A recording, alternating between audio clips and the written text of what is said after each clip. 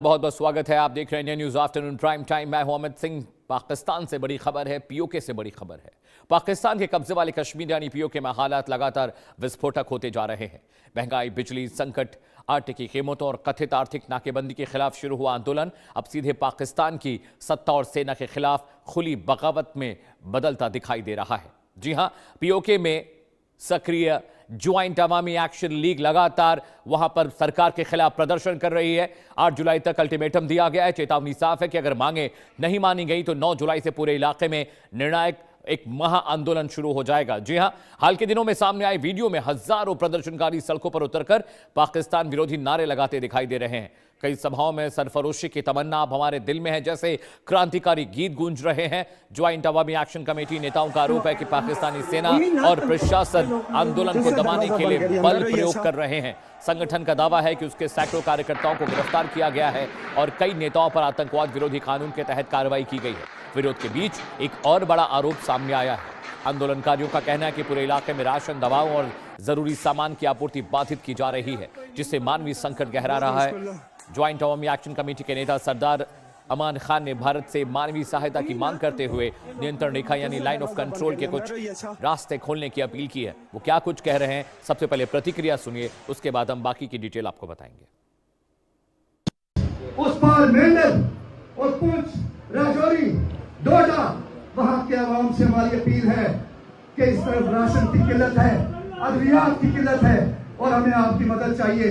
हमें आपकी मदद चाहिए, हमें सीज फायर लाइन का खात्मा चाहिए और हमें आपकी हमायत चाहिए। मेरी आवाम से अपील है, उस पार आवाम से अपील है कि आवाम जो है वो बढ़ेगी। और रास्ते, मैंने आपसे कहा ना, रास्ते अगर हम ये सियासी मुकालमे के लिए अगर हमने दरवाजा खोला हुआ है, अगर रास्ता खोला हुआ है और अगर कोई ये समझता है कि वो हमारी दिली गुफ्तगुओं को सुन के अगर कोई ये समझता है कि हम कहीं फंसे हुए हैं तो उसकी खामख्याली है। कोई नहीं फंसा हुआ, रास्ते।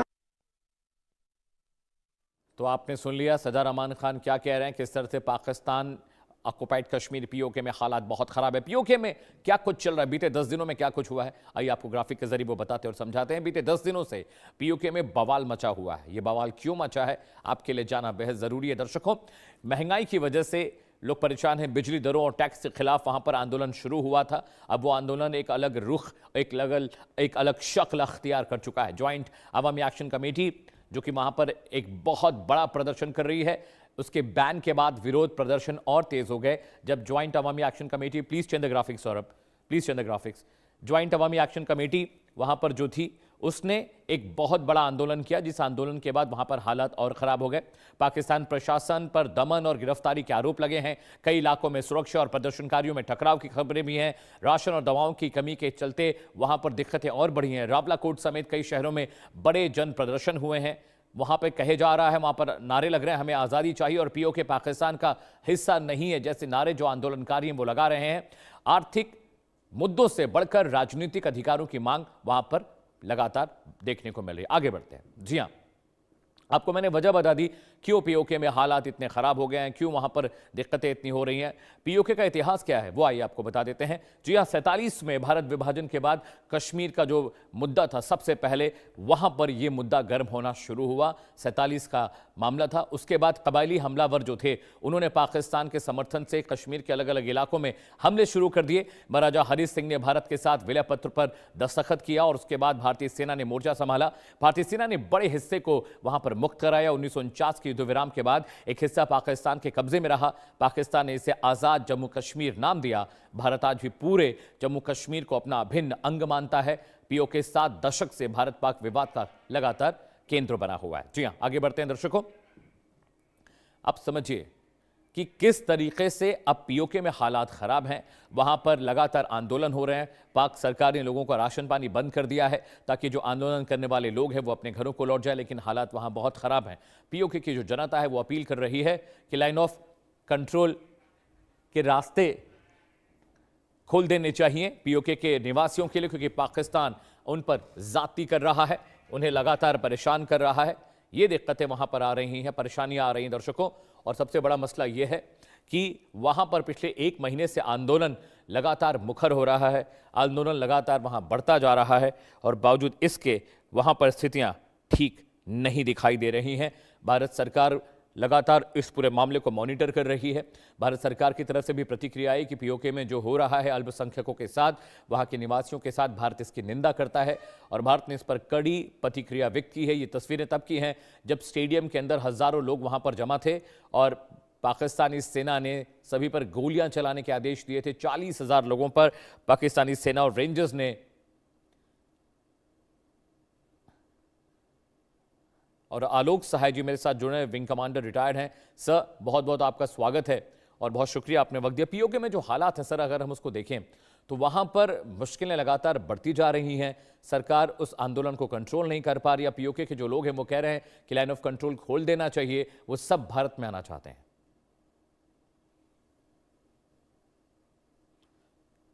सर आप म्यूट पर हैं, अनम्यूट कर लीजिए sir, please unmute yourself. PoK जो है वो एक नाजायज तरीके से कब्जा किया हुआ पाकिस्तान का क्षेत्र है। मैं दर्शकों को बताना चाहूंगा आपके माध्यम से कि जब कश्मीर के ऊपर पाकिस्तानी रजाकारों ने चढ़ाई कर दी और कश्मीर में वहां बलात्कार होने लगा, लोगों की हत्याएं होने लगी, तब भारतीय सेना का एक्शन हुआ था। वहां जाकर के हमने कश्मीर को बचाया था, वो भी वहां के राजा के रिक्वेस्ट पे, उनके अनुरोध पे।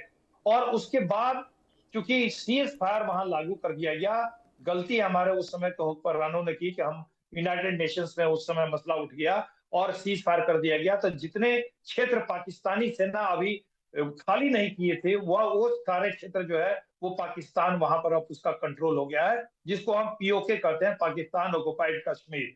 ये पीओके में पाकिस्तानियों ने न सिर्फ पीओके बल्कि बलूचिस्तान और उधर खैबर पख्तूनख्वा, जितने भी इस तरह के क्षेत्र है पाकिस्तान में, वहां पर उन लोगों का काफी शोषण होता रहा है और वहां पर कोई भी विकास नहीं हुआ है, किसी भी तरह की सहूलियतें नहीं दी जाती है वहां पे। जबकि दूसरे अगर आप रूप में देखें तो इन चीजों में, इन जगहों पर काफी ज्यादा इससे पाकिस्तान को फायदा मिलता है। जैसे पीओके जो है वो इलेक्ट्रिसिटी जनरेशन के लिए बहुत ही इंपॉर्टेंट जगह है पाकिस्तान के लिए। सारी इलेक्ट्रिसिटी यहीं से जनरेट होती है, हाइड्रो इलेक्ट्रिक पावर प्रोजेक्ट्स। और जबकि इसी क्षेत्र को आप बिजली नहीं देते हो, इसी क्षेत्र को बेसिक सहूलियतें आप मुहैया नहीं कराते हो। यहाँ पर आटा इतना महंगा हो गया है कि आम आदमी खा नहीं सकता है, बिजली आप देते नहीं हो, विकास कुछ हुआ नहीं है, अनएम्प्लॉयमेंट पीक पर है, लोग वहां खाने के लिए और बेसिक सब्सिस्टेंस के लिए तरस रहे हैं। तो ऐसे में आंदोलन होना स्वाभाविक है। और जब यह आंदोलन बढ़ गया, जैसे इन्होंने ज्वाइंट अवामी एक्शन कमेटी बना करके सारे गुट, इसमें सोशो इकोनॉमिक ग्रुप्स भी हैं, इसमें ट्रेड बॉडीज हैं, सारे ने मिल करके एक ज्वाइंट बॉडी बनाई प्रोटेस्ट करने के लिए। उसको पाकिस्तान ने बैन कर दिया है, उसको बुरी तरह से बैन कर दिया है और उसको गोलियां चला रहे हैं उनके जैसे ही उनका डिमॉन्स्ट्रेशन होता है। तो अब हालत इतनी खराब हो गई है कि वहां की जनता भारत से मदद मांग रही है। ये एक बहुत ही खतरनाक सिचुएशन है, क्योंकि अब वहां की जनता चाहती है, भारत की तरफ वो देख रही है कि भारत इसमें अब हमारी जान को बचाए।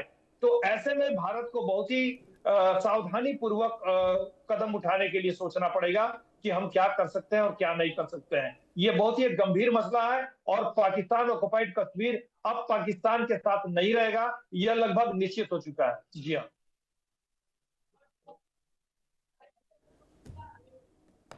जी बिल्कुल। आलोक जी, एक और क्रूशियल मसला ये है कि कहा यह जा रहा है कि वहां पर पीओके में राशन पानी रोक दिया गया है ताकि वहां की जो जनता है वो प्रोटेस्ट ज़्यादा और भीषण ना कर पाए। कहा यह भी जा रहा है कि आवाज़ दबाने के लिए लगातार लोगों पर फायरिंग कराई जा रही है। लेकिन जिस तरह से यह आंदोलन एक अलग रुख अख्तियार कर चुका है, उससे एक बात ये लग रही है कि आज नहीं तो कल पीओके की जो जनता है वो सच में भारत का हिस्सा हो जाएगी खुद ब खुद। वो गोली खाने से भी नहीं डर रहे। वो कह रहे हैं हम एलओसी जाएंगे, एलओसी पार करेंगे, हमें भारत में जाना है, हम पीओके में नहीं रह सकते, यहाँ पर खाना नहीं है, बिजली नहीं है, सलाहियतें नहीं है जो आम इंसान के लिए होनी चाहिए। अब बिल्कुल अमित जी, देखिए हालात इतने बिगड़ गए हैं, ये आज की लड़ाई नहीं है, ये काफी दिनों से चल रही है और अब जनता का सब्र वहां पे टूट चुका है। आप जहां के वीडियो देखेंगे तो बिल्कुल लोग वहां पर बेतहाशा होकर भाग रहे हैं और लड़ाई लड़ने पर, जीने मरने पर उतारू हो गए। तो ऐसी स्थिति में पाकिस्तानी सरकार और पाकिस्तानी अवाम सक्षम नहीं है इस उपद्रव को और इस विरोध को दबाने के लिए। तो ऐसे में तो निश्चित रूप से मैं तो अब समझता हूं कि अब ये आर पार का मसला हो चुका है और बहुत जल्दी ही आप देखेंगे कि वहां का ये उपद्रव ये रूप धारण कर लेगा कि ये एक अंतर्राष्ट्रीय मसला बन जाएगा और पाकिस्तान को ये जगह छोड़नी पड़ेगी। वहां के लोग मजबूर कर देंगे पाकिस्तानी सेना को कि अभी अब वो गोलियां चला रहे हैं, लोगों की हत्याएं हो रही हैं, लेकिन लोगों की गोली मारकर हत्या करने से कोई जन आंदोलन विश्व में लंबे समय तक नहीं दबाया जा सकता है, ऐसा इतिहास हमें बताता है। तो पाकिस्तान ऑक्युपाइड कश्मीर के लोग जब भारत की तरफ खुलेआम उनसे मदद की गुहार कर रहे हैं, ऐसे में अब मैं मानता हूं कि वो दिन दूर नहीं है जब पाकिस्तान ऑक्युपाइड कश्मीर पूरा कश्मीर का एक अभिन्न अंग होगा और ये यूनिफाइड कश्मीर रहेगा। जी हाँ अमित जी।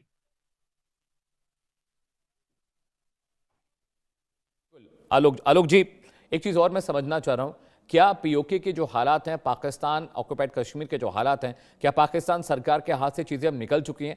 क्या वो गिव अप करने वाले हैं? क्योंकि वो सिर्फ अब गोलियों से बात कर रहे हैं, वहां की जनता से बात करने के लिए, संवाद करने के लिए उनके पास कुछ भी नहीं है। हाँ अमित जी, देखिए मुश्किल पाकिस्तान के साथ क्या है ना, पाकिस्तान में प्रजातांत्रिक मूल्य ही नहीं है।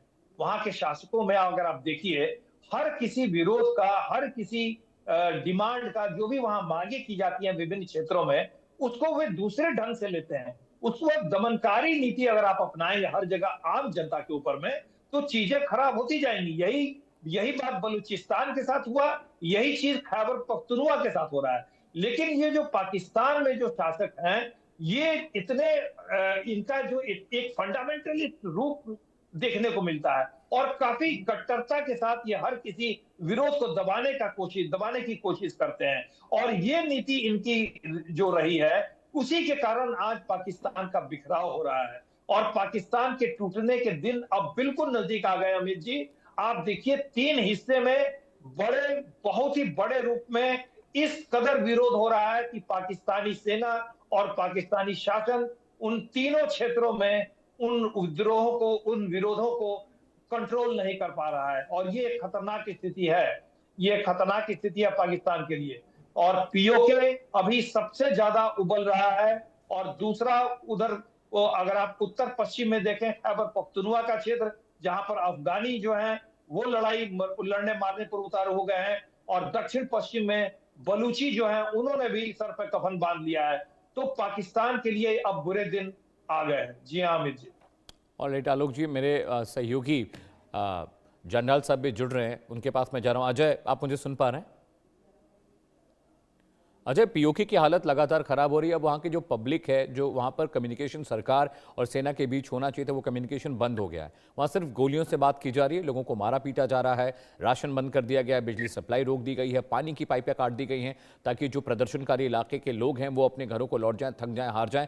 और सबसे मुश्किल बात यह है कि कोई सुनने को तैयार नहीं है, वहाँ कोई सुनवाई नहीं हो रही है, सिर्फ लाठी और गोलियां बरस रही हैं। मुझे लगता है कि पीओके अब अनकंट्रोल्ड सिचुएशन में है। पीओके सरकार बहुत जल्दी गिव अप कर देगी। देखिए, एक चीज को समझना होगा वैभव की पीओके की जो सरकार है, सेना है, वो दरअसल आम लोगों से नहीं निपट रही है। वो निपट रही है वहां उन थर्ड ग्रेड सिटीजन से जिनको वो अपना नागरिक नहीं मानते।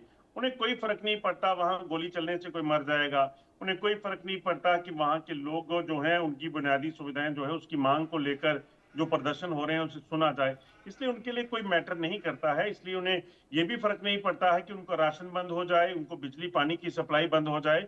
इसलिए उनको थर्ड ग्रेड सिटीजन का दर्जा जो मिला है उसी में जी रहे हैं। और यही वजह है कि पीओके के लोग जो है वो प्रदर्शन भी कर रहे हैं। उनकी मांग क्या है? वो चाहते हैं कि बुनियादी सुविधाएं जो पाकिस्तानी सरकार ने अपने कानून में लिखी थी, अपनी संसद में पास की थी, वो हमें दे दे। मगर उसे वो तब तक मिलेंगी नहीं ना। वो मिलेंगी कैसे? क्योंकि पाकिस्तान की अपनी जो फाइनेंशियल कंडीशन है वो बहुत खराब है। वो अपने जो पंजाब, लाहौर के, कराची के लोगों को खिलाएंगे या पीओके के लोगों को खिलाएंगे? और यही वजह है कि आज इतने सालों में हालत इस तरह की बन चुकी है।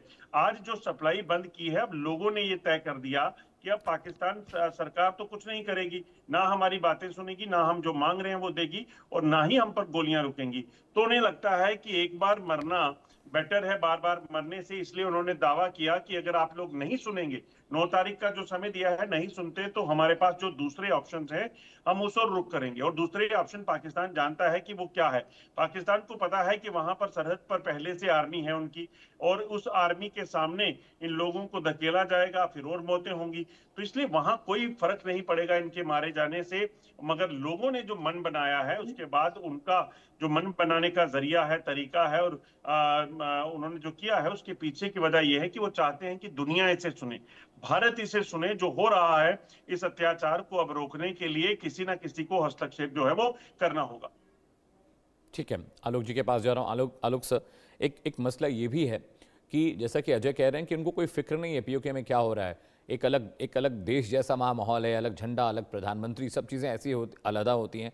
लेकिन वहाँ जो खून पीने का काम कर रही है पाकिस्तानी सरकार, वहाँ पर जो नेचुरल रिसोर्सेज है उसका पूरा दोहन हो रहा है, वहाँ पर बिजली प्रोडक्शन होता है, उसका आनंद, उसका मज़ा पूरा पाकिस्तान ले रहा है। लेकिन जनता के हाथ सिर्फ सिफर जा रहा है, ज़ीरो जा रहा है। ऐसे में क्या पाकिस्तान सरकार ये अफोर्ड कर सकती है कि पीओके का जो क्योस है वो इतना ज़्यादा फैल जाए, इतना ज़्यादा मामला ख़राब हो जाए कि फिर उनके हाथ से चीज़ें चली जाएं? क्या सच में पाकिस्तान सरकार इस चीज़ को लेकर फिक्रमंद लगती है आपको?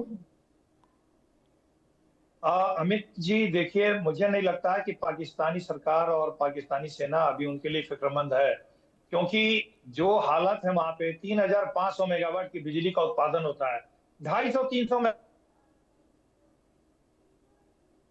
की बात मैं कर रहा हूँ। और हालात इस तरह से बुरे हो गए हैं कि आपने उनके ऑर्गेनाइजेशन को बैन कर दिया है, आपने इंटरनेट बैन कर दिया, आपने कम्युनिकेशन सिस्टम बैन कर दिया है। वो जहां आप निकाल रहे हैं और जुलूस निकाल रहे हैं, विरोध कर रहे हैं, उस पर आपने गोलियां चला दी, कई लोग उसमें मारे गए। अब हालात ऐसे हो गए हैं कि वहां की जनता खुले आम मंच से बोल रही है, भारत से मदद की गुहार कर रही है। ये तो वही स्थिति हो गई अमित जी जो 1971 बांग्लादेश के लोग भारत से मदद की गुहार मांग रहे थे और तब पाकिस्तान के 2 टुकड़े हुए थे। तो मैं तो स्थिति काफी गंभीर मानता हूं अमित जी, और ये पाकिस्तान के से टूटने की कगार पे आ गया है पीओके। जी अमित जी। अजय, जैसा कि बता रहे हैं आलोक साहब भी कि टूटने की कगार पर आ गया है, वहाँ पर फिलहाल इंटरनल इनपुट्स क्या हैं? वहाँ पर असल में चल क्या रहा है? क्या ज्वाइंट अवामी एक्शन कमेटी सच में अब ये बीड़ा उठा चुकी है कि पीओके को तोड़ के रहेंगे पाकिस्तान के हिस्से से, या वहाँ पर कुछ और पॉलिटिकल एजेंडा चल रहा है जो हम अभी समझ नहीं पा रहे हैं?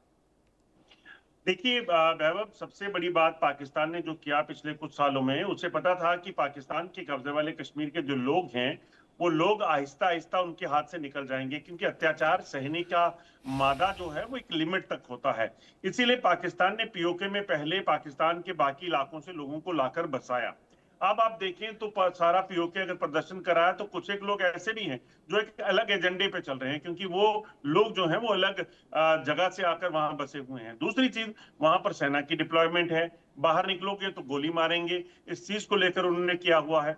अब जो हालात पाकिस्तान में बने हैं वो ये हैं कि पाकिस्तान में अब खाली पीओके ही नहीं बल्कि बलूचिस्तान और खैबर पख्तूनख्वा भी एक अलग राह पर चल रहा है। वो अलग राह, उसका मतलब बड़ा साफ है। बलूचिस्तान तो सीधे कहता है कि भाई साहब, हमें पाकिस्तान से कोई लेना देना नहीं, हम जैसे पहले आजाद थे वैसे रहना चाहते हैं, क्योंकि हम इनके जुल्म सितम बर्दाश्त नहीं करेंगे, हमें अपने रिसोर्सेज चाहिए। उन्होंने यूएन को चिट्ठी तक लिख दी है कि हमें अपनी स्वायत्तता मिल जाए। पीओके में पहले से लोग प्रदर्शन कर रहे थे और अब ज्यादा उग्र हो गया। टीटीपी ने, तहरीके तालिबान पाकिस्तान ने खैबर पख्तूनख्वा को डिस्टर्ब करके रखा है। और ये तमाम हिस्से जो हैं पाकिस्तान के 1971 का बांग्लादेश जब बना था, आहिस्ता आहिस्ता कटे थे, वो इसी राह पर चल पड़े हैं। और ये चलेंगे इसलिए क्योंकि इन्हें पता है कि हमें कहीं ना कहीं अपने फ्यूचर को तलाशना है। अगर आप देखें तो इतिहास बताता है कि जितनी भी इस्लामिक कंट्रीज थी वो पाकिस्तान अगर जिस तरीके से बताता था कि कट्टरपंथा क्या है या वो चीजें, उन्होंने सब ने छोड़ दी। यूएई को देखिए, सऊदी अरेबिया को देखिए, कुवैत को देखिए, ओमान को देखिए, ये सारी चीजें इसीलिए बदली क्योंकि उन्हें पता है कि भविष्य के लिए हमें एक बेटर फ्यूचर बनाने के लिए हमें जो चाहिए हमें उस पर फोकस करना है। और यही वजह है कि यहाँ पाकिस्तान के जो बाकी हिस्से हैं ना, बलूचिस्तान के, खैबर पख्तूनख्वा के और पीओके के, ये लोग समझ गए हैं कि हम अगर गुलाम रहेंगे तो हमारी हालत पाकिस्तान जैसी होगी, जहां आतंकवाद रहेगा, जहां पर जो इकोनॉमिकल क्राइसिस जो है वो चलते रहेंगे और हम कभी भविष्य में उभर नहीं पाएंगे। आलोक जी, जैसा कि बता रहे हैं अजय मेरे सहयोगी, लेकिन मुश्किल इस बात की भी है कि पाकिस्तान CPEC वहाँ पर है, चाइना पाकिस्तान इकोनॉमिक कॉरिडोर वहाँ से गुजर रहा है। एक तरह का शैडो मिलता है पाकिस्तान को POK के ज़रिए। वहाँ पर चूँकि वहाँ पर लाइन ऑफ कंट्रोल है नज़दीक, वहाँ पर बहुत सारे प्रोजेक्ट चाइना इन्फिल्ट्रेट कर चुका है। इसके अलावा वहाँ के नेचुरल रिसोर्सेज, वहाँ पर मंगला डैम बहुत बड़ा है जहाँ पर सबसे अधिक बिजली प्रोडक्शन किया जाता है। वहाँ पर वो एक बैकबोन है वहाँ पर पाकिस्तान में पावर सप्लाई का। ऐसे में पाकिस्तान इस लालच में भी है कि वहाँ के रिसोर्सेज उनसे ना छिन जाए, लेकिन ज्वाइंट अवामी एक्शन कमेटी के जो नेता हैं, जो कार्यकर्ता हैं, वो तो बिल्कुल मरने मारने पर उतारू हो गए। जनता भी सड़कों पर है, बच्चे बूढ़े हर कोई उनके खिलाफ आंदोलन में इस वक्त शामिल हो गया है। अब मुश्किल ये है कि पाकिस्तान अगर गिव अप करता है, क्योंकि चाइना का भी बहुत प्रेशर है, इकोनॉमिक कॉरिडोर वहाँ से गुजर रहा है और भी बहुत सारी दिक्कतें वहाँ पर हैं, इन्वेस्टमेंट का बहुत सारा प्लान चाइना ने वहाँ पर किया है, तो ये सब चीज़ें बहुत मुश्किल खड़ी कर सकती हैं। अमित जी, देखिए ये बात सही है कि चीन का इंटरेस्ट उस क्षेत्र में बहुत गहरा है, इसमें कोई शक नहीं है, और उसका फायदा पाकिस्तान बार बार लेने की कोशिश करता है। लेकिन अब आप देखिए जो स्थिति वहां की हो गई है ना, वो बहुत ही भयावह हो चुकी है। अभी जो रावलकोट की ईदगाह मैदान पर जो इन्होंने भाषण दिया सरदार अमन शाह ने, वो बड़ा खतरनाक है। उसके अगर आप उन्होंने जो आवाजें लगाई हैं और जनता ने उन आवाजों को जो जोरदार तरीके से नारे में बदला है, उनकी आवाज है कि हमारे पास खाने को नहीं है, हमारे पास दवाइयां नहीं दे रहे हैं, ये हमारे पास सारे कम्युनिकेशन चैनल बंद कर रखा है, गोली चला रहे हैं, तो हमारे पास अभी आजादी होनी चाहिए कि हम लाइन ऑफ कंट्रोल की तरफ कूच करें। ये बात वो कह रहे हैं। वो ये कह रहे हैं कि हमें आजादी मिलनी चाहिए कि हम कश्मीर की तरफ जाएं और हम कश्मीर में मिलें। ये बात खुलेआम मंच से वो बोल रहे हैं। खुलेआम मंच से वो भारत से गुहार लगा रहे हैं कि भारत उनको बचाए, उनकी जान को बचाए। तो इस तरह की जो आवाज आती है, इस तरह के जो नारे वहां भीड़ लगा रही है, वो ये बताती है कि जो है अब पानी जो है वो सर से ऊपर जा चुका है और बहुत ही खतरनाक वहां स्थिति है, इसमें कोई शक नहीं है अमित जी। और जिस तरह से आवाजें और नारेबाजी वहां हो रही है, वहां की जनता ने साफ शब्दों में बता दिया है पाकिस्तानी हुक्मरानों को कि वो पाकिस्तान के साथ नहीं रहना चाहते हैं। ये खुलेआम नारे लग रहे हैं कि हम पाकिस्तान का हिस्सा नहीं है और लाइन ऑफ कंट्रोल हमारे लिए खोला जाए और हम वहां जाना चाहते हैं। ये बात कही जा रही है खुलेआम मंच से। यह एक बहुत ही खतरनाक स्थिति है पाकिस्तान के लिए, और इसीलिए मैंने ये कंपैरिजन किया था कि शायद ये 1971 जैसी स्थिति में पाकिस्तान आ गया है। जी अमित जी।